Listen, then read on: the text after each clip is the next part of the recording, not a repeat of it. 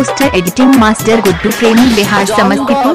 रंग फूला बाग बड़ुए कैसन माली न एकर भाग बड़ुए। रंग बिरंग फूला बाग बड़ुए कैसन माली न एकर भाग बड़ुए। बुन कौन बाटे निम के पतैया में हो, बुन कौन बाटे निम के पतैया में हो। काहे अड़हुल भावेला मोरी मैया के हो, काहे अड़हुल भावेला मोरी मैया के हो।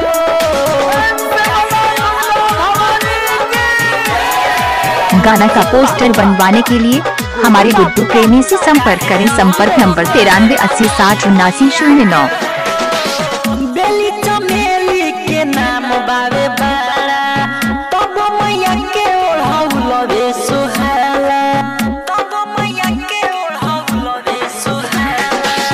लवंग इलायची संगे किसमी सभी चढ़े, घिउवा के दिया बाती दिन रात जड़े। इहे लागेला सुहावन काहे मैया के हो, इहे लागेला सुहावन काहे मैया के हो। काहे अड़हुल भावेला मोरी मैया के हो, काहे अड़हुल भावेला मोरी मैया के हो।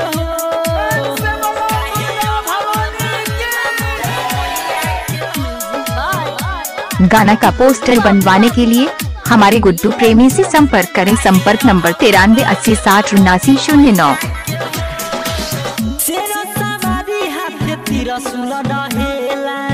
माइयो के माई होई जगई कहेला, माइयो के माई होई जगई कहेला।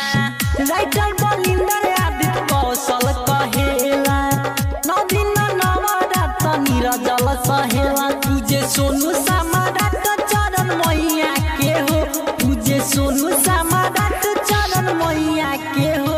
काहे अड़हुल भावेला मोरी मैया के हो, काहे अड़हुल भावेला मोरी मैया के हो। गाना का पोस्टर बनवाने के लिए हमारे गुड्डू प्रेमी से संपर्क करें। संपर्क नंबर 93806079।